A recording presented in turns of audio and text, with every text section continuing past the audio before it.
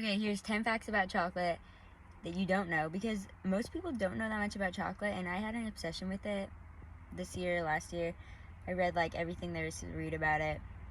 And so here's some facts about it. Disclaimer, I'm like the most unconcise speaker in the world, so I'm gonna try to be clear. So number one, chocolate has caffeine, and it has more than you realize.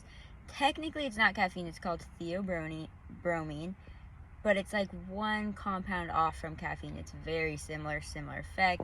Like a cup of hot chocolate made with like very minimally processed cacao powder can have like 30 milligrams of caffeine in it. It's like kind of similar to a cup of coffee. Like 1 ounce of M&M's has 5 milligrams of caffeine, theobromine. Obviously, like Hershey's M&M's aren't gonna have that much, but that just gives you an example. It's in there. It's in M&M's. And then, if you were to open a cacao pod and take out some beans, if you were to eat multiple of those, you could die because it has so much caffeine. And somebody has died from it. I think somebody died from eating like 10 of these cacao beans raw because it had so much caffeine in it.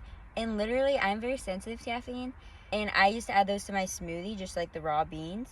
Sometimes when I would have it like on an empty stomach, I would get shaky, like feel the same as me drinking like a lot of caffeine. So it's there. Okay, next fact. In many parts of the world where cocoa beans are grown and processed, the farmers and the people who process them have actually never tasted chocolate in their life, sadly, because they pick the beans, they start fermenting them, then they dry them, then they put them in big sacks and ship them off. They never get to try chocolate because it's not made in those areas. Also along those lines, like chocolate is like heavily made using slave labor and child labor. Like if you watch my video of me making chocolate and you see like, oh my gosh, that's pretty detailed and takes a while. Yeah, so if you're buying a chocolate bar for $1, the people who did all that work to get it are not getting paid, sadly, what they should be. There are some companies that sell fair trade chocolate bars, but it's a hard thing to like fix because there are 4 main companies who buy all the chocolate grown every year, and they're controlling the price of chocolate. You're not gonna buy it for how much it should be worth based on all the people that did all the work to get those beans to be like chocolate, because it's a long process to get the fruit to actually taste like chocolate. Anyways, buy fair trade chocolate bars if you can, and in the meantime, I'm still thinking of ways we can help fix that. Okay, chocolate at its core is extremely nutritious and healthy, and to make it, you only need 2 ingredients. You need cocoa beans and sugar. Next fact, raw cacao has more antioxidants than any other food in the world that we eat.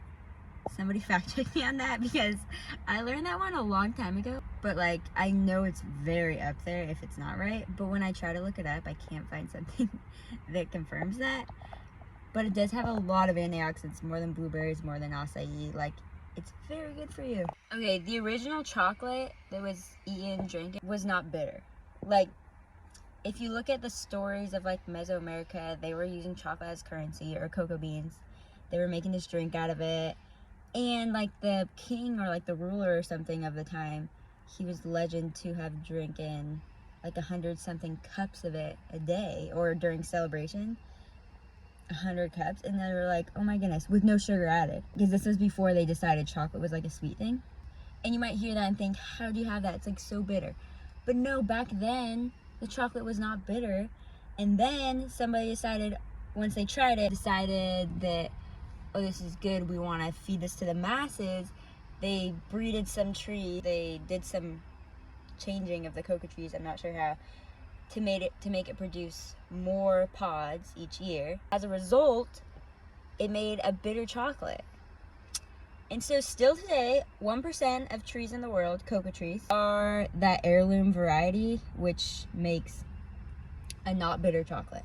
And I was lucky to make chocolate with that variety, and it's like so good because it's like really, you can make 90% dark chocolate and it's like not really bitter at all. So if you think you don't like dark chocolate, maybe try different types because it's not all bitter. So next fact, today we have 3 types of cocoa bean trees. One is the original variety, not bitter. It's 1%. It makes up 1% of the trees.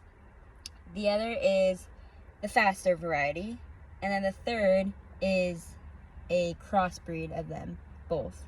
Okay, last fact because this is getting too long.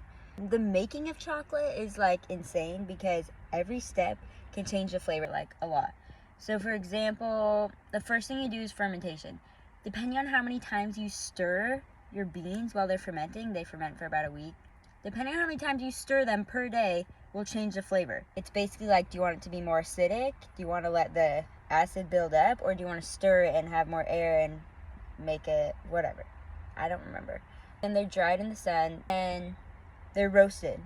And that's like a whole thing. You can like, how much do you roast them for? Every chocolatier is different. The main brands that buy chocolate, they're not caring that much about the fermentation and the changing flavors.